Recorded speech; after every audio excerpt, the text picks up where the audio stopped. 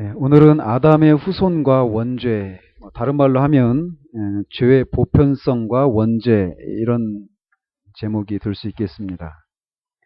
우리가 지난주에는 이 타락으로 말미암아서 그 아담에게 임했던 그런 즉각적인 결과들에 대해서 살폈습니다. 타락으로 말미암아서 그들에게 즉각적으로 임한 결과들이 어떤 것들이 있느냐면 그들이 육체를 인식하게 되었다라는 거죠.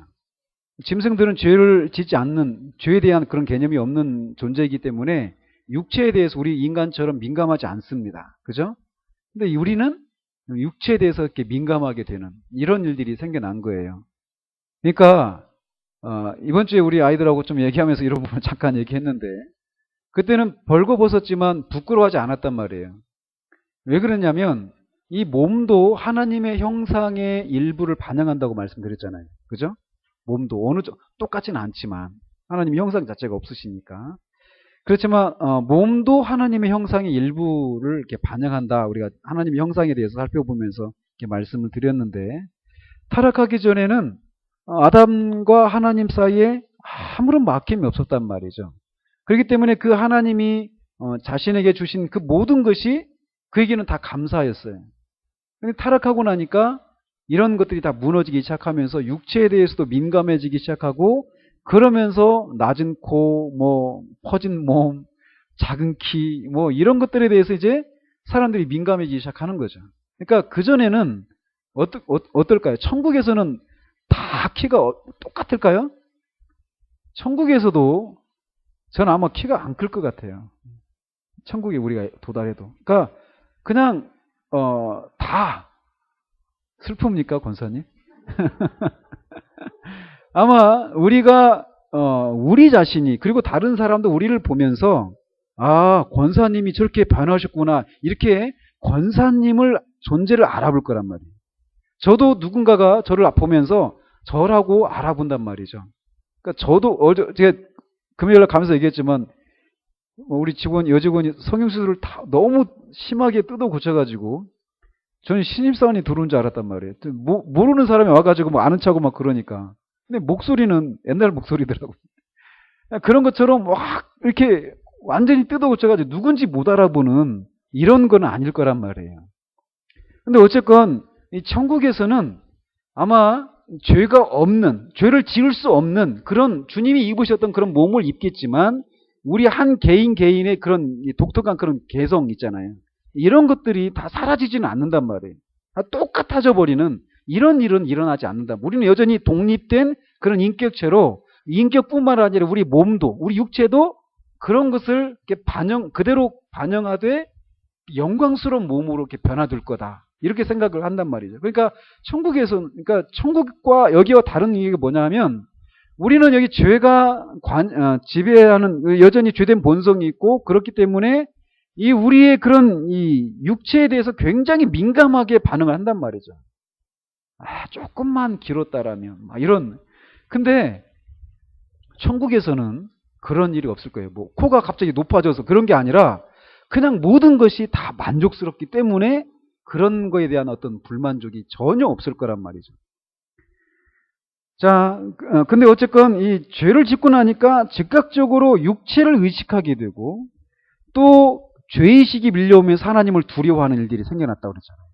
영적인 죽음을 경험하게 되고, 또 자연과도 새로운 그런 관계를 맺게 되었다라고 말씀드렸죠.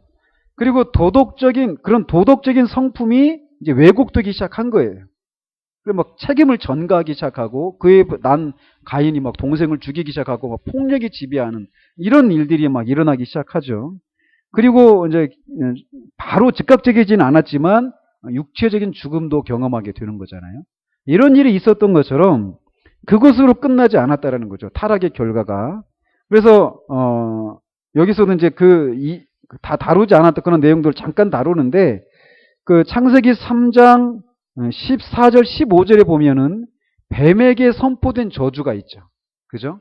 그래서 네가 이제 동물들 중에 가장 비천한 그런 땅에 이제 기어다니면서 흙을 먹게 되고, 그전에는 안 그랬단 말이죠. 그리고 여자의 후손이 뱀의 머리를 상하게 한다라고 하는 이런 뱀에게 내린 그런 저주들이 타락의 결과 일어나게 되고, 또 여자에게도 이 타락의 결과 출산의 고통이 더 심해지는, 그러니까 그전에도 출산의 고통이 있었겠지만 지금과 같은 그런 종류의 것은 아니었단 말이죠. 출산의 고통이 더 심해지고 여자가 남편의 다스림을 받게 되는 일이 이제 생겨나게 됩니다. 그리고 17절, 18절에도 보면은 땅이 저주를 받죠. 그래가지고 땅도 저주를 받아가지고 가시와 엉겅퀴를 내게 되었단 말이에요. 그러니까 금요일날 이것과 관련해가지고 잠깐 말씀드렸잖아요. 땅을 기업으로 받는다. 이 부분을 말씀드리면서. 그래서 이제 그 사람의 수고를 더하고 끊임없는 그런 문제거리를 땅이 이제 제공하기 시작했다라는 거죠. 그래서 땅은 끊임없이 이 광야의 상태로 돌아가려고 하는 그런 경향을 보이기 시작한 거예요. 그래서 가서 고추밥 매지 않으면 엉망이 되는 거예요. 이게 안 그랬단 말이에요. 타락하기 전에는. 그러니 우리가 우리 인간의 생을 이렇게 유지하는데 얼마나 하나님, 그 땅을 경작하는 것을 통해서 하나님께 영광을 돌려드리는 그런 일에 우리가 전무할 수 있는 그런 배경들이, 환경이었는데, 이제 그런 것이 아니라 우리의 생을 유지하기 위한 일에 우리의 거의 모든 시간을 거기에 쏟아 부어야만 우리의 생을 겨우 유지할 수 있는 그런 상황이 되어버린 거죠. 그래서 경작을 멈추면 금방이라도 본래의 상태로 돌아가 버리게 되는, 그래서 피조물도 허무한데 굴복하고 하나님의 아들들이 나타날 것을 탄식 가운데 기다린다. 고통하면서 탄식하고 있다라고 말씀하고 있잖아요.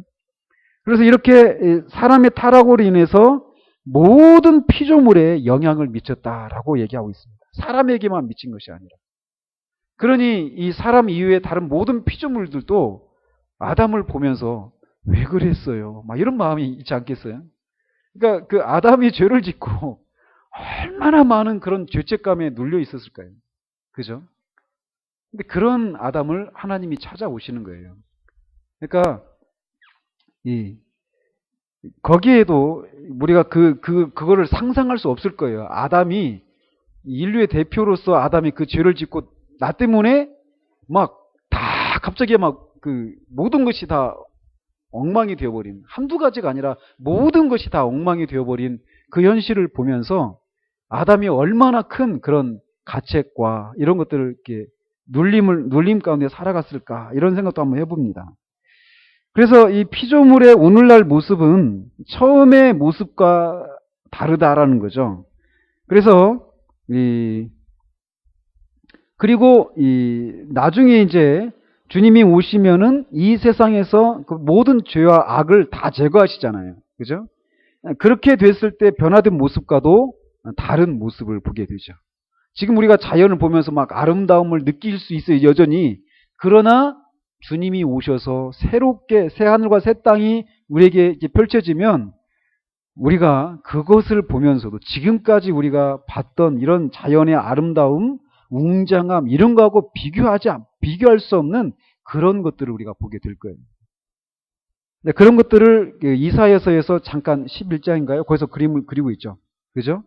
사자가 아이들과 뛰어놀고 막 독사 굴에 아이들 손을 집어넣고 다 풀 뜯어먹고 살고 있고 그런 이제 그걸 약간 그림처럼 이렇게 보여주고 있는데 그런 일들이 이제 일어나게 될 거란 말이죠. 아무튼 타락으로 말미암아서 그런 변화들이 일어났고요. 이제 여기가 이제 그 타락의 즉각적인 결과인데 이제부터는 타락이 이 아담 자신에게만이 아니라 그의 후손들에게 미친 영향을 우리가 살펴봐야만 합니다. 거기서 그친 것이 아니란 말이에요. 분명히 우리의 시조가 아담인데 우리 자신을 포함해서 우리 앞에 살았던 모든 인간이 뭔가 부족한 것이 있고 비참함과 불행을 겪는 그런 삶을 살아가고 있단 말이에요. 그래서 그 원인이 뭐냐? 성경은 그거를 죄의 보편성이다라고 말한다는 거예요. 그러니까 보편적으로, 일반적으로 모든 인간이 죄로 인해서 이런 이 타락의 결과를 모든 인간이 겪기 시작했다라는 거죠. 어느 누구도 여기에서 예외가 없다라는 거예요. 그렇기 때문에 보편적이다 이렇게 말을 하는 거죠. 자, 그래서 이 죄의 보편성을 설명하려고 하는 이 성경의 그런 가르침이 아닌 다른 어떤 가르침들이 있죠. 여전히 그런 것들이 있는 것처럼. 그래서 이 창조를 설명할 때도 창조가 아니라 다른 뭐 진화론이나 뭐 유실론적 진화론 뭐 이런 것들 이렇게 설명하는 것처럼 다른 시도를 하는 것들이 있는데, 예를 들어서 진화론의 입장에서 설명한다라는 거예요. 진화론의 입장에서. 그래서 사람이 아직은 덜 진화됐다라는 거예요. 아직은 덜 진화됐기 때문에 인간이 아직은 부족하고 이런 완전한 상태에 이르지 못했다라는 거죠. 그러니까 시간이 어느 정도인지는 모르지만 긴 시간이 지나면, 인간이 더 진화를 하면은 이제 인간이 이런 불완전함을 벗고 완전한 그런 경지로 이르게 될 것이다. 이게 진화론자들이 말하는 거예요. 그죠? 그래서 사람은 오지에서 금방 나온 존재다.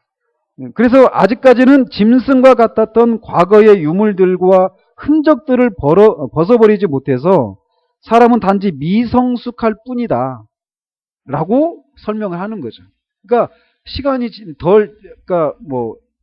더 시간이 지나서 그 그런 진화의 과정을 지나다 보면 이제 더 성숙한 그런 존재가 될 거다, 이렇게 얘기한다라는 거죠. 또 어떤 사람은 지식이 아직은 결여되어 있기 때문에 인간이 이런 부족함과 어그러짐을 보이고 있다, 이렇게 얘기하기도 하고, 어떤 사람은 경제적인 사회적인 조건이 뒷받침되지 않는 것이 원인이다 라고 얘기를 한다라는 거예요. 그러니까 이런 사람들은 결국 이 처방은 있잖아요. 우리가 약국 갈 때 처방전을 내밀잖아요. 근데 그 약을 달라고 처방전을 내미는데 그 처방전을 얻기 위해서는 뭐가 먼저 있어야 됩니까? 진단을 해야죠, 의사가. 의사가 진단을 해야 그 처방전을 주고 처방전에 따라서 우리가 약을 처방받는 거예요. 그러니까 이 인간이 왜 오늘날과 같이 이렇게 비참하고 뭔가 부족한 이런 상태에 머물렀는가, 이 원인에 대한 진단이 뭐냐에 따라서 그거에 따른 처방도 다르게 되는 거죠. 그죠? 그러니까 인간이 이렇게 여러 가지 아직 덜 진화가 돼서 미성숙한 존재이기 때문에, 또는 어떤 여러 가지 어떤 조건이 부족하기 때문에, 어떤 지식이 부족하기 때문에 아직 미성숙하고 이렇게 부족하고 불행하다, 이렇게 진단을 내리면 그 사람들이 취하는 처방이라고 하는 것은 어떤 것이겠습니까? 자연스럽게 그런 환경을 개선하는 것으로 시도를 한단 말이죠. 그러니까 지식이 부족하니까 교육시켜야 되는 거예요. 사회적인 경제적인 조건이 열악해서 그렇다. 그러면 사회적인 경제적인 여건을 개선시켜야 된다. 이게 이제 그들의 입장에서는 구원이라고 하는 거죠. 그런 게. 그러니까 해방신학, 사회적인 구조 악이 있다라는 거예요. 그러니까 그런 구조를 혁명을 통해서 바뀌어야 된다. 이게 이제 구원이다, 이렇게 얘기하는 거죠. 그러니까 진단에 따라서 처방은 나오기 시작하는 거예요. 그러니까 먼저 우리가 항상 모든 것이 항상 원인이 무엇인가, 어떻게 해야 되는가, 이걸 먼저 구하는 것이 아니라 원인이 무엇인가를 먼저 알려고 하는 이런 시도들이 필요합니다. 그게 원인이 나오면, 제대로 된 진단이 되면 처방은 자연스럽게 따라 나오기 마련이라는 거죠. 그래서 이런 설명들은 이렇게 모순을 일으키고 우리가 직면한 문제를 설명하기에는 너무 피상적이라는 거죠. 아무리 교육을 받아도 우리나라가 그러잖아요. 단군 이래 최고의 스펙을 갖춘, 그죠? 요즘 우리 젊은 세대가 단군 이후로 최고의 스펙을 갖춘 그 사람들이래요. 그리고 우리나라도 경제적으로 단군 이후로 가장 잘 살고 있대요, 지금까지. 지금 우리나라가, 현실이. 근데 가장 잘 살게 되었고, 가장 그런 뛰어난 스펙을 가지고 있지만, 그때보다도 더 사람들이 말세다라고 말할 수밖에 없는 그런 많은 악들이 여전히 있다라는 거죠, 여전히. 그러니까 환경의 개선을 통해서 인간의 그런 부족하고 뭔가 이렇게 어그러져 있는 것들이 바꿔지고 하는 것이 아니다라고 하는 것을 우리에게 보여주는 거죠. 특별히 또 이제 신앙의 탈을 쓰고 이런 시도를 하는 경우들이 있습니다. 어떤 것이 있을까요? 그러니까 왜 내가 사람들과의 관계에서 어떤 어려움을 겪는지, 또는 이런 것을 하면서 이렇게 시도를 하잖아요. 아, 이런 행동을 하는 것은 그 사람이 어렸을 때 부모와의 관계 속에서 어떤 이 결손을 경험했기 때문이다. 어떤 심리적으로 그렇게 접근을 한다든지, 또는 심리학이 그런 접근을 한다라면, 여러분 내적 치유라는 거 들어보셨잖아요. 내적 치유. 이런 것도 보면은 내가 대부분 보면은 어렸을 때 뭐 부모로부터 성폭행을 당했다든지 뭐 그런 얘기들. 그러니까 그렇기 때문에 내가 오늘날 이렇게 사람들의 관계 속에서 어려움을 겪는다, 이렇게 생각한다라는 거예요. 다 뭡니까? 이것도 내 안에 있는 죄 문제를 가지고 언급하지 않고 나에게 주어진 어떤 외부의 환경, 여기에서 오늘날의 내 문제를 다 거기에서 찾으려고 하는 그런 시도들을 한다라는 거죠. 그러나 이런 문제들은 다 피상적이에요. 자, 그래서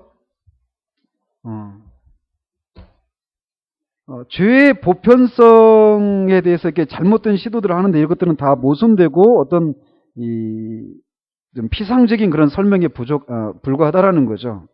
그러면서 이 죄의 보편성을 확증하는 그런 성경 구절들이 있는데, 이를테면 이사야서 53장 6절에 보면 우리는 다 양 같아서 그릇 행하여, 이렇게 되고 있어요. 모두가 양 같아서 그릇 행했다라는 거죠. 양 같으면 어떻습니까? 순하고, 제 양띠거든요. 그러니까 순하고 막 이런 이미지인데 그렇지 않다라는 거예요. 양은 고집스러운 그런 존재, 그런 동물의 상징입니다. 그러니까 고집스러운 거예요. 제 길로 가는 거예요. 제 욕심 따라서. 그러니까 그리고 한치 앞을 못 본대요. 양 같은 경우는 멀리 못 본답니다. 근데 양의 그런 특징들 말하는 겁니다. 여기서 말하는 게. 그러니까 다 양 같다라는 거예요. 다 이런 존재라는 거예요. 누구 하나 예외 없이. 로마서 3장 10절에서는 의인은 없나니 하나도 없다. 또 온 세상으로 하나님의 심판 아래 있게 하려 함이라. 모든 사람이 죄를 범하였으며 하나님의 영광에 이르지 못하였다. 이렇게 얘기를 합니다. 로마서 3장에 죄의 보편성에 대한 그런 구절들이 많이 나옵니다. 10절, 19절, 23절 이런 구절들이 다 죄의 보편성을 확증해주고 있는 그런 구절들인데, 유대인이나 이방인 또 야만인이나 헬라인 누구도 예외는 없다라는 거예요. 의인이 없다라는 거예요. 다 제 갈 길로 그릇 행해 있고 하나님의 심판 아래 있고 하나님의 영광에 이르지 못하는 그런 상태 가운데 있다라는 거죠. 그가 누구 있는지 관계없이 온 세상, 즉 모든 사람은 하나님의 심판 아래 있게 되었다. 이것이 성경의 진단입니다. 그래서 이런 교리, 성경 이런 교리를 이해하는 것은 구원을 이해하는 데 있어서 너무나도 중요합니다. 이 높은 산 밑에는 뭐가 있습니까? 항상 높은 산 밑에는 계곡이 있어요. 깊은 계곡이 있어요. 산이 높으면 높을수록 계곡이 깊습니다. 그죠? 그런 것처럼 죄가 내 전 존재를 사로잡고 있구나. 이 죄의 보편성, 이것에 대한 이해가 깊으면 깊을수록 그리스도를 통한 구원이, 그 영광이, 그 구원을 베푸신 하나님의 사랑이, 그 능력이 더 크게 드러나게 되어 있어요. 그렇기 때문에 이 보편성의, 죄의 보편성에 대한 교리는 구원에 대한 교리를 이해하는 데 있어서 필수적이라는 것입니다. 야고보서도 우리가 다 실수가 많으니, 또 요한사도도 만일 우리가 죄 없다고 말하면 스스로 속이고 또 진리가 우리 속에 있지 아니할 것이요, 만일 우리가 범죄하지 아니했다 하면 하나님을 거짓말하는 이로 만드는 것이니 또한 그의 말씀이 우리 속에 있지 아니하니라. 이런 구절들이 죄의 보편성을 말하고 있는 대표적인 구절들이라는 거죠. 그래서 결국 모든 사람이, 온 세상이 죄를 범했다. 어느 누구도 예외 없이 죄를 범했다. 근데 이 말이 죄의 영향을 받았다 이런 의미가 아니라 그의 본성이, 사람의 본성이 죄의 영향을 받았다라는 거예요. 이 의미 아시겠죠? 그러니까 사람의 본성이 죄의 영향을 받았다라는 거예요. 즉 인간 존재의 모든 부분, 몸과 혼과 영이 영향을 받았다라고 말하고 있다는 거죠. 이런 표현을 보면 로이 존스가 3분설을 이렇게 어느 정도는 그쪽에 가깝게 말을 하고 있는 것 같아요. 어쨌건 우리 인간 존재, 그 본성 자체가 죄의 영향을 받았다라는 거예요. 마치 우리 밖에 우리 존재는 아무런 상관이 없는데 우리 밖에 어떤 죄의 어떤 영향을 받았다 이런 개념이 아니라 우리 존재의 뿌리가 본성이 죄의 영향을 받았다. 이게 성경의 진단이라는 거죠. 그렇다면 이제 죄가 무엇인가라는 겁니다. 그래서 성경은 죄를 어떤 특별한 종류의 악이다라고 분명하게 가르친다라는 거예요.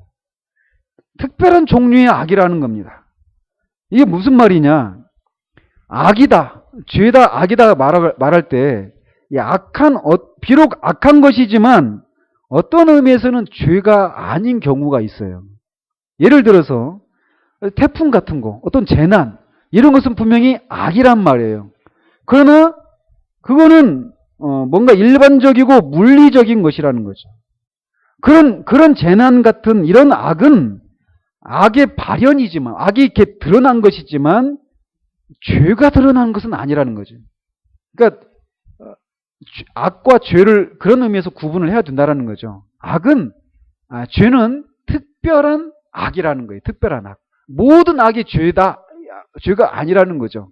아시겠죠? 이런 것을 이렇게 분명히 얘기하고 있고요. 그래서 이런 성경은 이 죄를 묘사하기 위해서 여러 용어들을 이렇게 사용하는데 우리가 하마르티아 이런 얘기를 하잖아요. 그러니까 매우 자주 우리가 가장 많이 사용하는 단어가 죄가 어떤 의미가 있느냐면 어떤 개념들이 알고 계십니까? 죄가 뭐라고 말하는지. 뭐가 죄라고 하죠? 그 관역을 맞추지 못하는 거. 이게 죄라고 말한단 말이에요. 관역을 맞추지 못한다. 이런 의미를 죄라고 얘기한다는 거예요. 이게 무슨 말이냐? 하나님께서 우리 존재를 만드셨을 때 목표하셨던 그런 목표가 있단 말이에요. 그 관역이. 근데 거기에서 벗어나는 것, 이게 바로 죄다. 이렇게 말할 수 있다는 거죠. 그러니까 올바른 길에서 벗어난 것, 이게 죄다.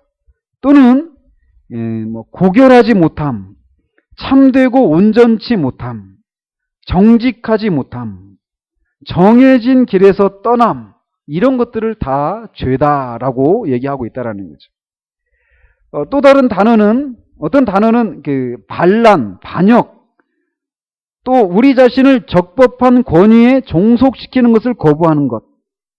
이런 의미가 그 단어 속에 죄를 묘사하는 단어 속에 이런 의미가 담겨 있는 그런 용어도 있다라는 거죠. 그러니까 죄를 묘사하는 용어가 여러 가지라는 거예요. 그래서 죄로 번역되는 또 다른 성경 단어는 죄책을 의미하기도 합니다. 또는 신실하지 못함, 배신 이런 의미가 있고 그리고 또 어떤 용어는 헛되다, 공허하고 무익하다 이런 의미를 반영하기도 합니다. 그래서 베드로도 조상들에게 물려받은 헛된 행실에 대해서 이렇게 말을 하고 있죠. 그리고 사도 바울도 마음에 허망한 것으로 행하는 문제에 대해서 에베소서 4장 17절에서 기록하고 있습니다. 허망함, 이것도 죄를 묘사하는 성경의 단어라는 거죠. 자, 그래서 아무튼 무엇인가 비틀리고 왜곡되는 것이 죄다라는 거예요. 그래서 지금까지 이렇게 관역을 맞추지 못했다, 올바른 길에서 벗어났다, 고결하지 못하다, 참되고 온전치 못하다, 반란, 반역, 배신, 죄책, 헛됨, 공허함, 신실하지 못하고 이런 모든 단어들은 결국 어떤 것을 나타내고 있느냐면 도덕적이고 윤리적인 그런 악의 개념을 나타내기 위한 단어다라고 얘기하고 있습니다. 자, 그리고 이 죄에 대해서 성경이 이렇게 죄는 어떤 특별한 악을 이렇게 가리키고 있는데 또 성경에서 죄는 죄가 절대적인 특성을 가지고 있다라고 말을 합니다. 상대적이지 않다라는 거예요. 절대적이라는 거예요. 그러니까 성경은 언제나 선과 악을 완전한 대립의 관계로 제시하고 있다는 거죠.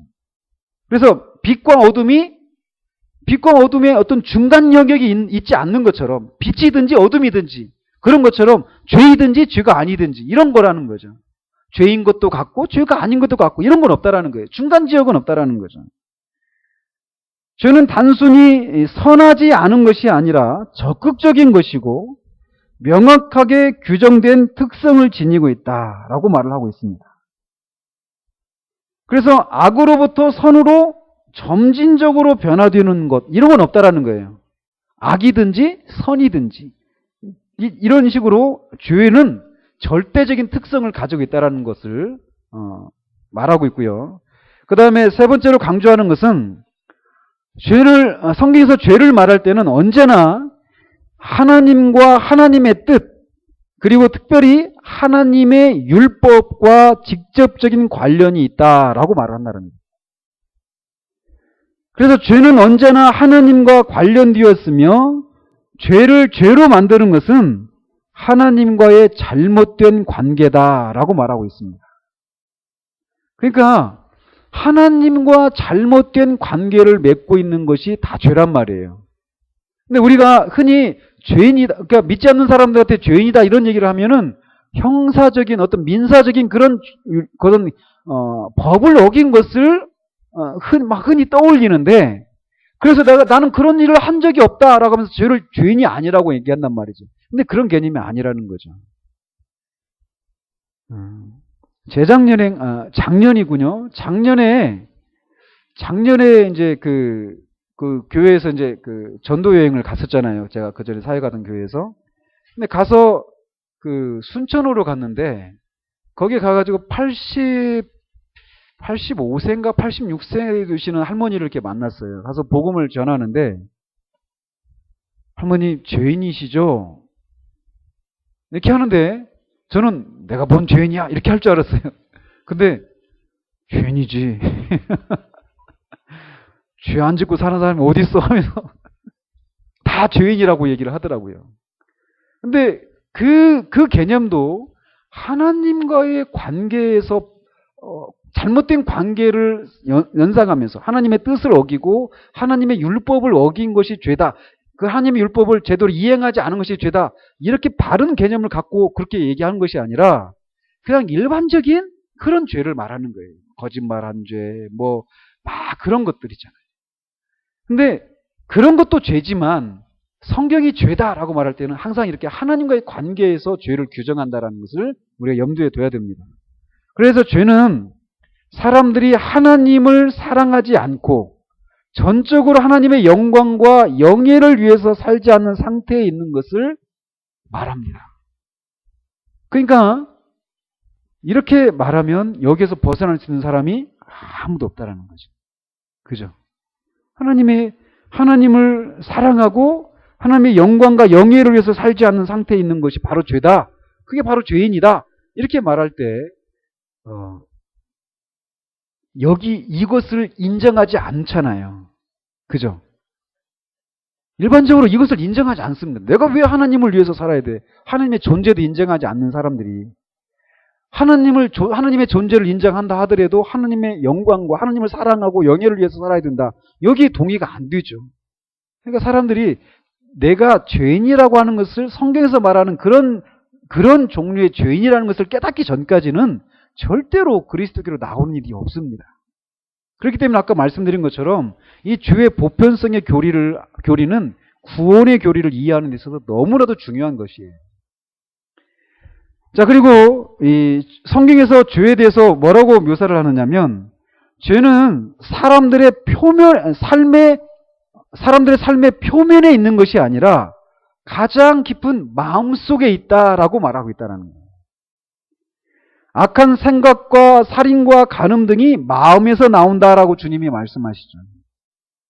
그리고 여기서 말하는 마음은 그냥 내 마음이 상했어 말할 때 그런 감정, 이걸 말하는 것이 아니라 내 인격을 드러내는 가장 깊은 곳, 그것을 가리키는 겁니다. 그래서 나의 인격의 한 가운데이자 근원인 마음이, 마음 속에 죄가 있다라는 거예요.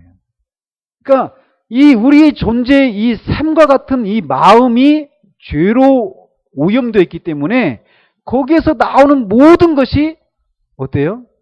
죄라는 거죠.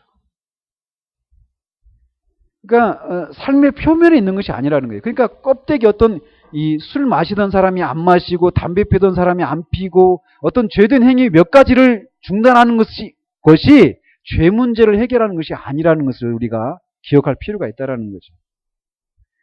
또 성경이 죄에 대한 또 다른 진술은 죄는 어떤 행동만을 말하는 것이 아니라 본질적으로 상태를 의미한다라는 거예요. 그러니까 이것도 사람들이 다 잘 동의가 안 되는 그런 내용이죠. 그래서 우리는 어떤 죄를 실제적으로 행동으로 옮길 때만 그게 죄라고 생각한단 말이에요.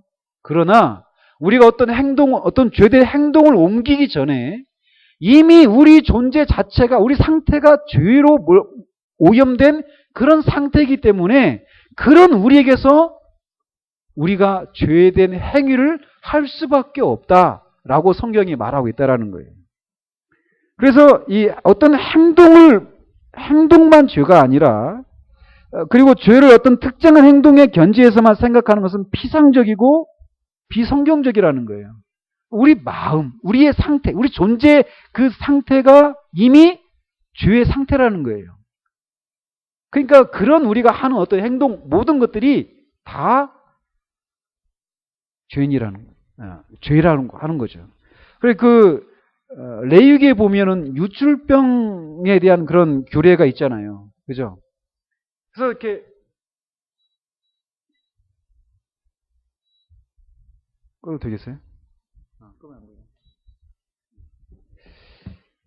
그래서 그 유출병에 걸린 여인이 만진 물건, 또 앉았던 자리, 이것이 어때요? 다 불결하다라고 얘기하잖아요. 그걸 보면은 막 죄의 보편성을 저는 막 떠올립니다. 그러니까 그 존재 자체가 불결한 존재이기 때문에, 부정한 존재이기 때문에, 부정한 존재가 만지는 물건, 앉았던 장소, 그 모든 것이 다 불결해요. 그런 것처럼 우리의 상태가 죄된 상태 가운데 있기 때문에 우리가 그런 죄된 행동을 할 수밖에 없다라는 거예요. 그러니까 이 죄 문제를 우리가 해결할 수 없다라는 거예요. 그러니까 예레미야에서도 그렇게 그런 표현을 하잖아요. 구스인이 표범이 그 얼룩을 없앨 수 있느냐? 구스인이, 이디오피아인이 그 검은 피부를 하얗게 할 수 있느냐? 없다라는 거죠. 그렇게 말하는 것처럼 우리의 어떤 노력으로 이 죄의 보편성의 문제를 해결할 수가 없다라는 거예요. 그러니까 내가 정말 아무런 소망이 없는 진짜 막 그런 존재다라고 하는 것을 성경에서 지금 말하고 있다라는 거죠. 그리고 이게 마지막으로 성경은 죄를 묘사하고 정의할 때 죄를 죄책과 죄의 오염, 이 두 부분으로 구성되어 있다라고 얘기하고 있습니다. 오염은 우리가 잘 아는 것처럼 오염은 상태, 어떤 상황이지만 죄책도 죄의 일부이고 성경에 따르면 죄책 그 자체가 죄라는 거예요. 그래서 예수님께서 그러니까 우리가 죄로부터 구원받는다라고 말할 때는 이 두 가지로부터의 구원을 다 가리키는 겁니다. 아시겠죠? 예수 그리스도를 믿게 되면 우리에게서 죄의 용서를 받죠. 그게 뭡니까? 그게 바로 죄책이에요. 죄책. 죄책으로부터 죄에 대한 책임이 우리에게서 면제되는 거예요. 예수님을 믿는 순간. 그러니까 죄에 대한 책임이 우리 가운데 더 이상 없어집니다. 그러나 그걸로 끝난 것이 아니라는 거예요. 우리의 본성이 죄로 오염되어 있다는 겁니다. 이 오염된 우리의 본성이 어떻게 돼요? 죄의 오염으로부터 우리가 깨끗게 되어지는, 오염을 제거하는 이런 것도 필요하다라는 거죠.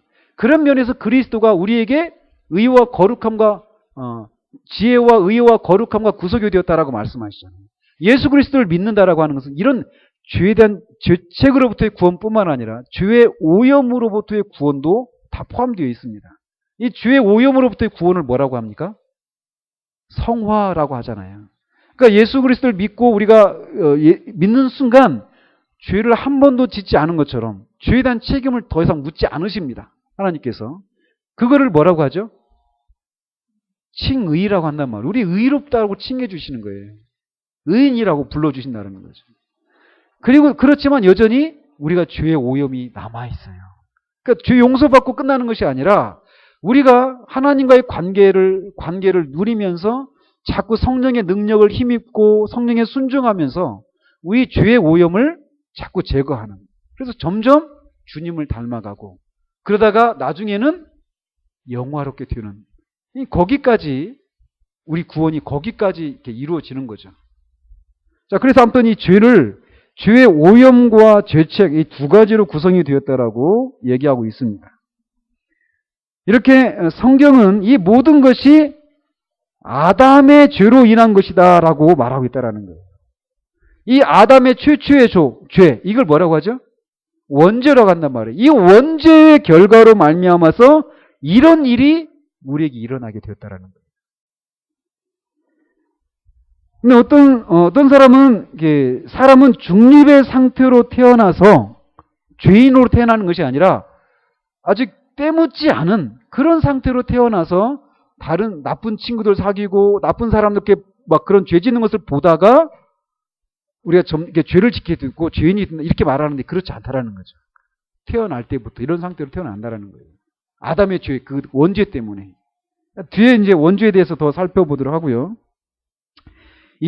그러면서 이 죄의 보편성을 설명하는 이론이 두 가지가 있습니다. 하나는 실제론, 또 하나는 언약설. 이 두 가지가 있는데, 결론적으로 말씀을 드리면, 로이 존스 목사님의 입장은 뭐 이 두 가지에 다 어떤 그런 장단점이 있다라는 거죠. 그래서 이 두 가지 중에 어느 하나를 취하는 이런 입장을 취하지는 않습니다. 실제론이 뭐냐? 실제로는 뭐냐면 우리 모든 인간이 우리가 보편적인 그런 이유는 인간 본성 전체가 아담 안에 있었기 때문이다 이렇게 설명을 하는 것이 실제론이에요.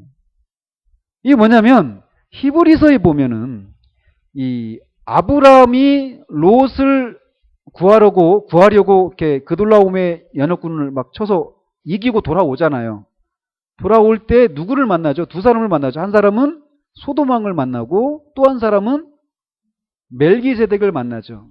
그 멜기세덱이 이제 예수 그리스도 영원한 대제사장 되시는 예수 그리스도를 예표하는 그런 인물인데 그 멜기세덱에게 아브라함이 뭘 했죠?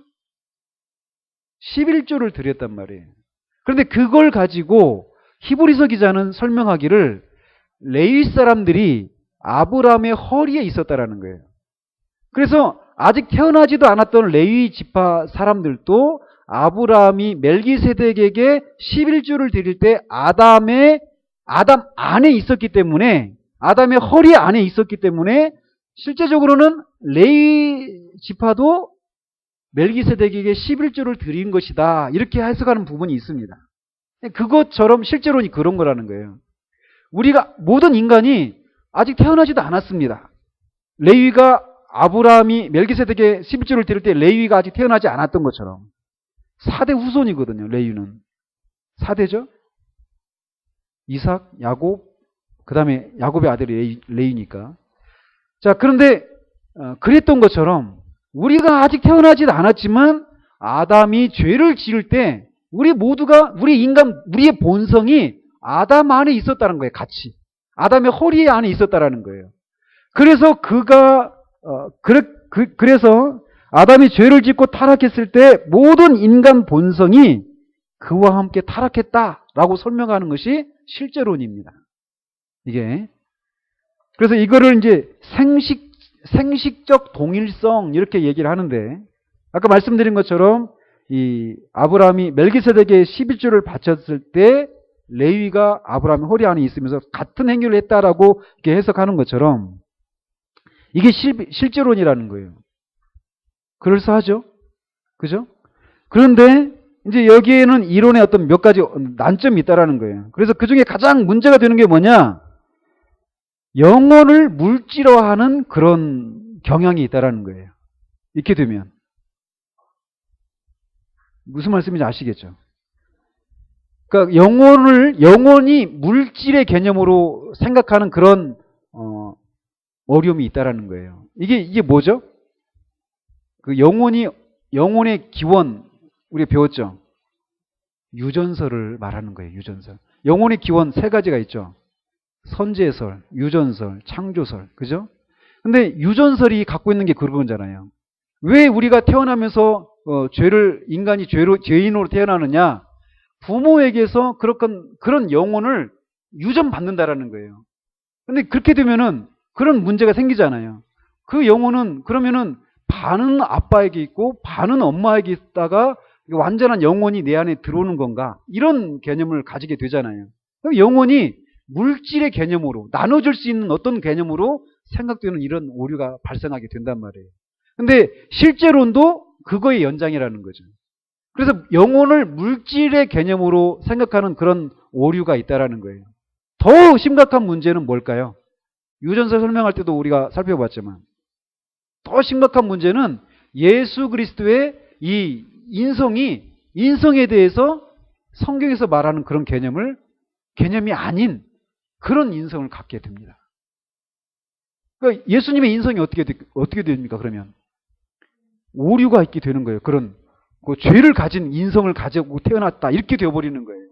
그렇기 때문에 이런 어려움이 있습니다. 그리고 또 다른 설은 이제 아까 말씀드린 것처럼 언약설이죠. 언약설 또는 우리가 대표설 이렇게 말을 하죠. 그죠? 우리가 이제 많이 알고 있는 개념이 이 개념입니다. 그래서 죄가 보편적인 이유는 아담이 인류의 자연적인 머리잖아요. 그죠? 우리의 육체적인 그런 머리일 뿐만 아니라 하나님이 그와 언약을 맺으시면서 그를 인류의 대표로 정하셨기 때문이다. 그래서 그 언약을 맺을 때 이런 내용이었다라는 거예요. 너는 한 개인이 아니라 너는 전체 인류의, 네 뒤에 태어날 모든 전체 인류의 대표가 될 것이고 그런 너와 내가 언약을 맺겠다. 그래서 내가 말하는 것을 행한다라면 너에게 복을 줄 것이고 너는 완전한 성숙에 이를 때까지 자라고 발전하게 될 것이다. 그렇지만 거기에 네가 실패한다라면 그것은 너 혼자 개인만의 실패일 뿐만 아니라 네 뒤에 나오게 될 모든 인간 그리고 네가 대표하는 모든 자의 실패다라고 하는 그런 내용으로 언약을 맺었다라는 거예요. 인류의 대표로서 아담과 하나님께서 언약을 맺으셨다라는 거죠.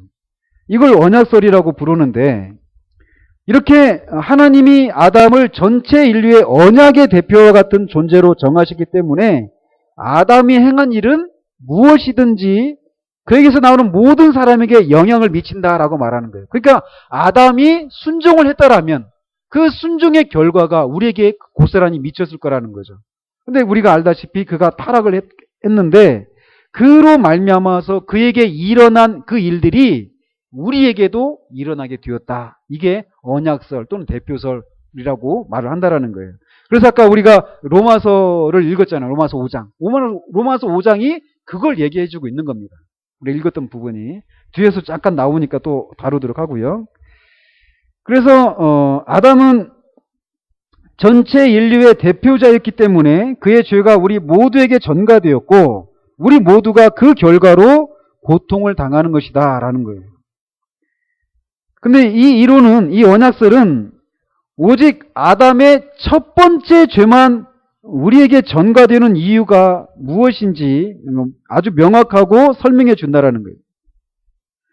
선악을 알게 하는 과실을 따먹은 이 첫 번째 죄, 이 죄로 말미암아 이 죄의 결과들이 우리에게 전가된다라는 거죠. 아담이 그 이후에 죄를 안 지었을까요? 죄를 지었단 말이에요. 그 더 이상의 죄를 전가시킬 필요가 없어요. 아담이 그의 지위를 잃은 것은 이 하나의 죄 때문이었는데 그 하나의 죄만으로도 우리가 이 타락의 결과 그에게 즉각적으로 임한 거 그런 결과들이 그 한 가지의 죄만으로도 충분했다라는 거죠. 그런 결과들이 임하게 되는 것이 한 가지의 죄만으로도. 그래서 이 이론은 그렇기 때문에 우리가 이 대표설이 아까 실제설이 갖고 있는 그런 난점들이 없습니다. 그리고 예수 그리스도에 대해서도 예수 그리스도의 인격과 관련해서도 어떤 난점을 가지고 있지 않습니다. 자, 이런 두 가지 설이 있는데 그러면서 이제 원죄의 교리를 이렇게 살펴보면, 그러니까 성경은 로이 존스는 이렇게 둘 중 어느 이론이 옳든 또는 두 이론이 다 옳든 간에 성경이 말하는 사실은 보편적인 죄는 아담으로부터 직접, 즉 아담의 첫 번째 범죄로부터 나왔다라고 말하고 있다라는 거예요. 그래서 이 사실이 의미하는 거는 이 사실이 일반적으로 원죄의 교리다라고 이렇게 부르고 있잖아요. 그래서 이 원죄라고 말할 때 그 영어로는 오리지널 신이라고 하잖아요. 오리지널 신. 근데 오리지널, 이게 이 말에 대한 오해를 먼저 없애는 것이 필요하다는 거예요. 뭐냐? 인간이 이 죄라고 하는 것이 원래 인간의 어떤 구성 요소는 아니었다라는 거예요. 원죄라고 말할 때 그게 원죄라고 하는 말의 의미는 우선 죄가 인류의 원래 뿌리인 아담에게서 유래되었고 모든 죄가 아담에게서 나왔다라는 것입니다. 죄는 우리가 선대의 사람을 보고 우리 앞에 있는 사람들을 보고 흉내내음으로써 발생한 것이 아니라 사람의 본성에는 태어날 때부터 죄가 이미 내재되어 있다는 거예요. 죄를 가지고 태어난다는 거죠. 죄인의 상태로. 우리 모두는 이렇게 죄의 상태에서 태어난다라는 겁니다. 죄는 원래 뿌리로부터 유래되었기 때문에 시편 51편에처럼 시편 51편 5절에서처럼 우리가 죄악 중에 출생했다라고 성경이 얘기하고 있다는 거예요. 원죄는 우리가 실제로 저질러서 우리를 더럽게 만드는 모든 죄의 내적 뿌리라는 거예요. 우리가 어떤 구체적인 죄를 범할 수밖에 없는 그 뿌리가 뭐냐? 바로 원죄라는 거예요. 원죄가 있으니까 그런 어떤 구체적인 죄를 저지르게 된다라는 거죠. 근데 또 여기서 중요한 게 뭐냐면, 아까 죄를 말할 때 두 가지로 구성된다고 말했잖아요. 하나는 죄책과 오염, 이 두 가지로 구성된다고 말했잖아요. 원죄에 있어서도 마찬가지라는 겁니다. 이게 굉장히 중요합니다. 원죄도 이 죄책과 오염으로 구성되어 있다는 거예요. 근데 이거를 원죄가 죄책과 오염으로 구성되었다라고 하는 것을 사람들이 잘 받아들이질 않아요. 기독교 진영이 안에 있는 사람들조차도 이 개념에 대해서 불분명하기 때문에 카톨릭이 이제 그런 개념을 따르는 겁니다. 이게 무슨 말이냐?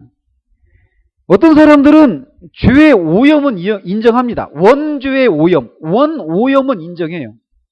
그러니까 우리가 죄를 짓는 것은 원래부터 그렇게 우리가 죄로 인해서 오염이 된 상태로 태어나기 때문에 그렇게 된다라는 거예요. 그런 부분을 인정하긴 합니다. 그런데 원죄책에 대해서는 인정하지 않는다라는 거예요. 원죄책이 뭘까요? 태어나면서부터 우리가 죄에 대한 책임을 가지고 태어난다는 거예요. 그러니까 태어나면서부터 우리가 어떻게 됩니까? 죄에 대한 책임이 뭡니까? 하나님으로부터 심판을 받아서 우리가 사망하는 거예요. 즉 태어나면서부터 하나님의 진노 아래 심판 아래 태어난다. 이게 죄책이거든. 원죄책이거든요. 근데 그것을 인정하지 않는다라는 거예요. 원오염에 대해서는 인정하지만 우리가 오염되어 있으니까 막 잘못을 하고 죄를 범하고 이것을 인정한다라는 거예요. 그렇지만 원죄책까지는 인정하지 않는 이런 경우들이 있다라는 거죠. 그러나 성경은 우리가 율법과 공의의 형벌 아래 태어났으며 우리가 실제로 아담의 범죄에 대해 책임이 있기 때문에 이러한 처벌을 받아 마땅하다라고 확언하고 있다는 거예요. 이것에 대해서 우리가 분명해야 됩니다. 그러니까 우리가 일반적으로 아이들 막 천사 같은 아이들 막 이렇게 얘기하잖아요. 그리고 태어나자마자 죽는 경우들이 있잖아요. 그죠? 근데 그런 경우에 왜 죽는가? 뒤에서 설명이 나옵니다. 그 뒤에서 원죄책과 관련되어 있다는 말이에요. 그것도. 자, 그래서 사람들은 이 교리를 좋아할까요? 좋아하지 않을까요? 당연히 안 좋아합니다. 불쾌하게 생각하죠. 진짜 그래요. 그래서 그들은 우리가 뭔가 잘못을 저지르기까지는 죄책이 없다. 이렇게 생각한단 말이죠. 그리고 우리가 우리에게 유전된 어떤 무능력과 장애, 심지어 악을 향하는 성향, 이게 뭐라고 하죠? 오염이 되어 있기 때문에 이렇게 원죄의 오염된 상태로 태어나긴 하지만 그것 자체가 죄는 아니다라는 거예요. 이 시각이 굉장히 중요합니다. 이 차이를 아시겠죠? 그런 오염을 가지고 태어나지만 그 자체는 죄가 아니다라고 말하는 거예요. 구체적으로 어떤 행동을 하기 전까지는 우리가 죄책을 가지고 있는 건 아니라는 거 말한다라는 거죠. 그러니까 한 번도 구체적으로 죄를 짓기 전에 죽은 상태, 이런 사람들은 어디로 가겠습니까? 구원 받는다고 생각하는 거죠. 이런 개념들이. 그죠? 뭔가 우리가 어떤 행동을 하는 순간 유죄가 되지만 그렇게 하기 전까지는 죄가 없다라고 생각하는 사람들이 생각한다라는 거예요. 근데 이보다 조금 성경적인 사람은 죄책을 인정하되 아담이 실제로 저지른 범죄에 대한 죄책이 있는 것이 아니라 우리가 아담으로부터 오염된 본성을 물려받았기 때문에 죄책 가운데 있는 것이다 라고 주장한다는 거예요. 앞에 것과 뒤에 것 조금 어떤 차이가 있는지 아시겠죠? 앞에는 죄책 자체를 인정하지 않습니다. 근데 조금 더 성경적인 사람은 죄책을 인정하긴 해요. 근데 왜 그게 아담이 처음 죄를 저질른 그 죄에 대한 책임을 말하는 것이 아니라 아담으로부터 우리가 오염된 상태로 우리 본성을 물려받잖아요. 그런 상태로 태어났기 때문에 죄책이 있다라고 말한다라는 거예요. 그러니까 성경에서 말하는 이 원죄책은 그걸 말하는 게 아니라는 거예요.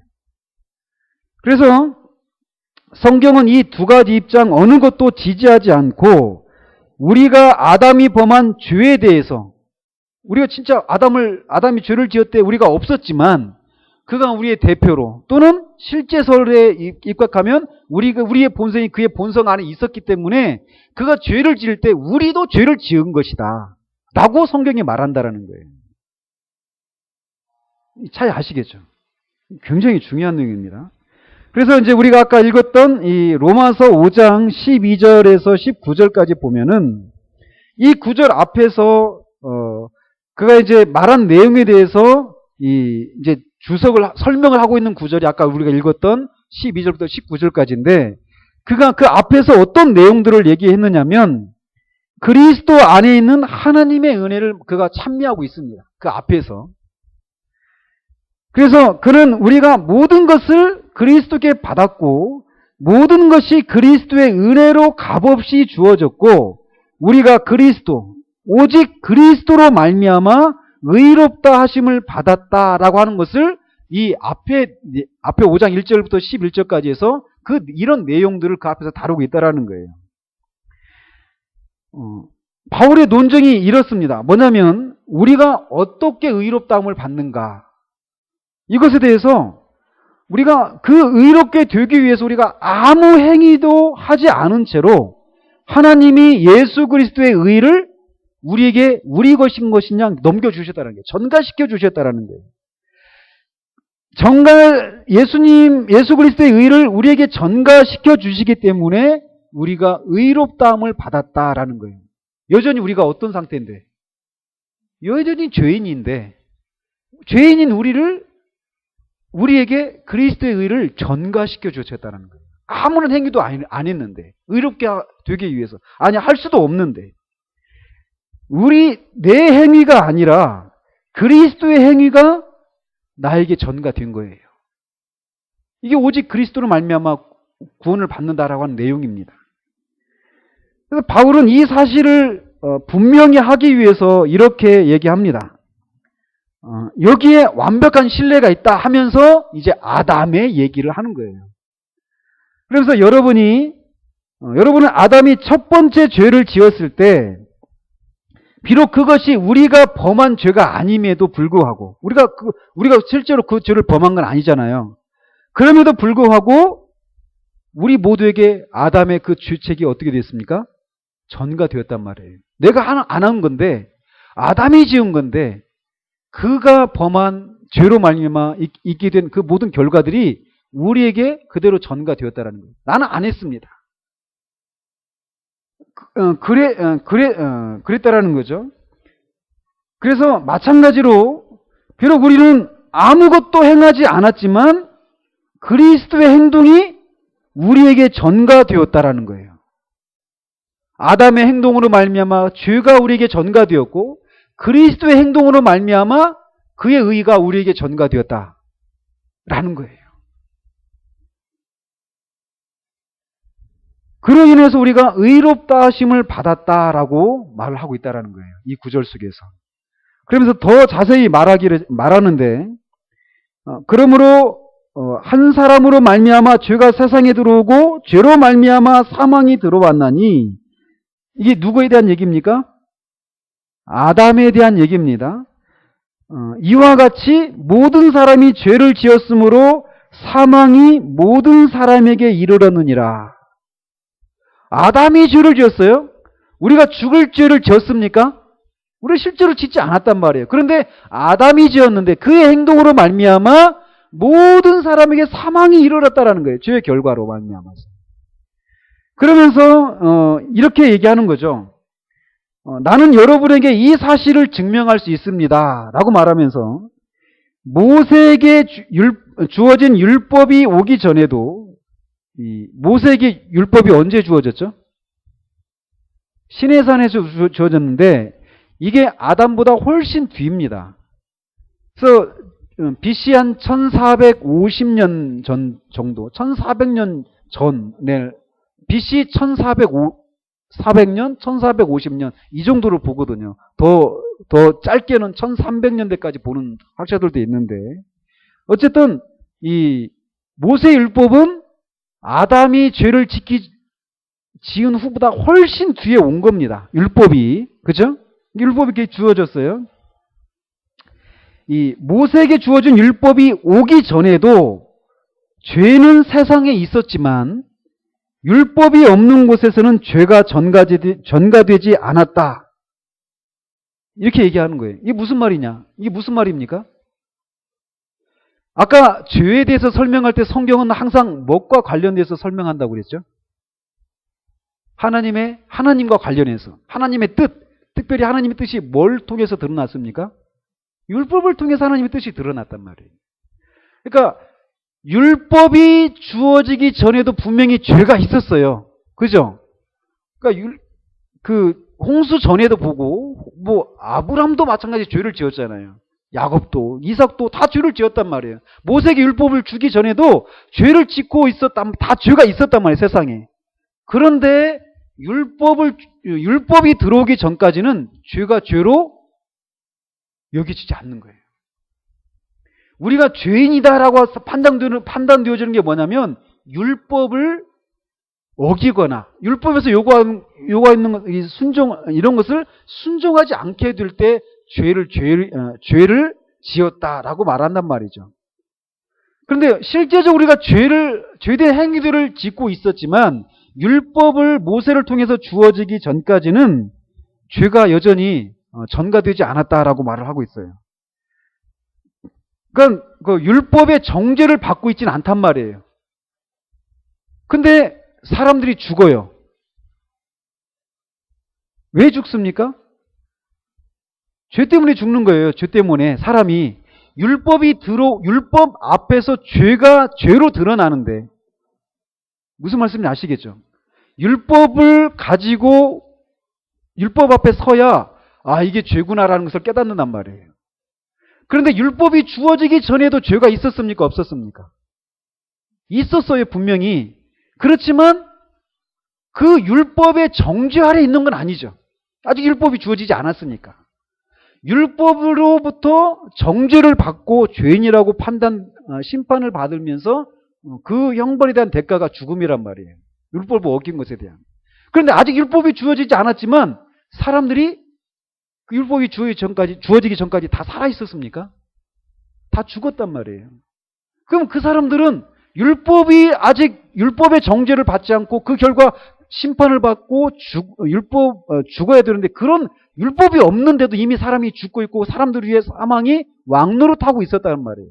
그럼 그 사람들은 왜 죽었느냐라는 거예요. 왜? 그게 바로 아담이 죄를 지었던 그 첫 번째 그 죄, 원죄에 대한 책임 때문에, 죄책 때문에 죽게 되었다라는 거예요. 아시겠죠? 다시 말해서 아담에서 모세까지의 모든 사람이 죽은 것은 그들의 행위 때문이 아니다라는 거예요. 이 놀랍지 않아요? 그들의 행위 때문에 죽은 것이 아니라 아담의 죄 때문이었다라는 거예요.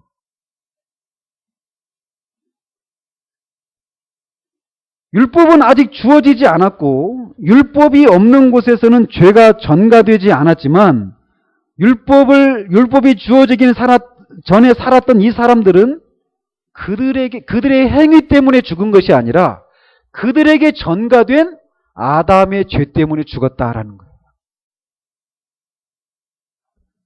그들에게 죽음을 가져온 것은 이 한 가지 죄였다라는 거예요. 아담의 죄. 아담이 저지른 그 죄 때문에 그들이 죽게 되었다라는 거예요. 여러분 이 사실을 알고 계셨습니까? 그러니까 사람들이 생각하는 것처럼 아직 율법이 뭔지, 하나님 뜻이 몰라요. 뭔지 몰라요. 그런데도 죽어요, 사람이. 왜? 아담의 죄 때문에 그렇다라는 거예요. 근데 그 반대로 하나님의 아들의 위대한 행위가 영광스럽게도 나에게 전가되었다라고 사도가 얘기하고 있다라는 거예요. 그러니까 우리가 이 자유함 아시겠습니까? 우리가 끊임없이 하나님 앞에서 어떤 죄책감을 갖는 이유가 뭡니까? 내 행위를 보면서 그런 죄책감을 갖는 거예요. 그죠? 그런데 내가 하나님 앞에 의롭게 되는 것은 내 행위가 아니라 그리스도 행위라는 거예요. 그리스도 행위라는 거죠. 내가 의롭게 되는 것은 내 행위와 전혀 상관이 없다라는 거예요. 그리스도의 행위 때문에 내가 의롭게 되었다라는 거예요. 나는 이런 일에 있어서 어떤 것도 한 적이 없다라는 거죠. 예수 그리스도가 이 모든 것을 했다라는 겁니다. 그 그리스도가 우리의 대표이시기 때문에, 또는 이게 언약설이죠. 또는 내가 그리스도의 허리에 있었기 때문에, 이게 뭡니까? 실제설이죠. 어떤 그런 것 때문에 그의 행위가 나에게 전가되었다라는 겁니다. 그래서 로준스가 말하기를, 제가 힘주어 강조하고 싶은 것은 성경이 이와 같이 원죄책의 교리를 분명하게 가르치고 있다는 것과, 우리가 원죄의 교리를 완전히 이해하려 한다면 우리가 물려받은 원오염만큼이나 원죄책을 주의 깊게 강조해야 한다라고 얘기하고 있습니다. 로마서 5장은 우리의 구원에서 그리스도 안에 있는 하나님의 은혜가 대단히 놀라운 방식으로 나타나 있습니다. 하지만 이런 논증이 성립이 가능하려면 원오염의 교리뿐만 아니라 원죄책의 교리까지도 받아들여야만 로마서 5장의 이 얘기들이 우리에게 이해가 되어진다라는 거예요. 우리가 이렇게 아담의 죄로 말미암아서 원죄책과 원오염이 우리에게 전가되었다라는 거예요. 이것이. 이 원죄책과 원오염이 된 상태로 우리가 태어나기 때문에 우리가 죄인의 상태로 태어나는 거예요. 태어날 때부터 이미 하나님의 심판 아래 태어나는 겁니다. 막 태어난 아이도 죄인으로 태어나는 거예요. 그렇다라는 것을, 그러니까 결국 이게 어느 누구도 여기로부터 벗어날 수가 없다라는 거예요. 모든 인간이 이런 상태로 태어난다라는 겁니다. 그러니까 이것으로부터 벗어날 수 있는, 이런 것으로부터 벗어날 수 있는, 그러니까 원죄책을 없앨 수 있습니까? 없어요. 항상 있잖아요. 하나님과의 관계에 있어서 우리가 문제가 되는 건 뭐냐면, 내가 이제 하나님의 은혜를 받고 지금까지 내가 이제 살아왔던 삶이 아니라 이제 새롭게 하나님의 은혜에 합당하게 살아야 되겠다, 이렇게 결심하더라도 문제가 항상 뭐냐면, 그 전에 지었던 과거의 죄는 어떻게 할 것인가, 이게 항상 문제로 따라옵니다. 그죠? 내가 마음을 새롭게 해도 살아야 되겠다, 이게 이렇게 하면 되는 것이 아니라, 내가 그러면 그 전까지 지었던 모든 죄들은 어떻게 할 건데, 이게 해결이 안 되면은 안 된다라는 거예요. 근데 모든 인간이 그렇게 태어나요. 그리고 아담이 지었던 이 죄책을 모든 인간이 가지고 태어나기 때문에, 그 상태로 태어나기 때문에 거기로 돌아갈 수가 없잖아요. 타임머신 타고. 해결할 수가 없는 거예요, 인간이. 그러니까 이 죄로부터 우리가 이 죄책을 사함 받아야 되는데, 이걸 우리가 인간이 할 수가 없다라는 거예요. 근데 그 일을 인간이 할 수 없는 그것을 하나님의 아들이신 그리스도를 통해서 하나님께서 하셨다라는 거예요. 그러니까 우리가 태어나기 전에 인류의 처음 조상이었던 아담이 지었던 그 죄책에 대해서도 하나님께서 그리스도 안에서 해결해 주시는 일들을 하셨다는 거죠. 그리스도 안에서 그 모든 것을 다 기억지 않으시는.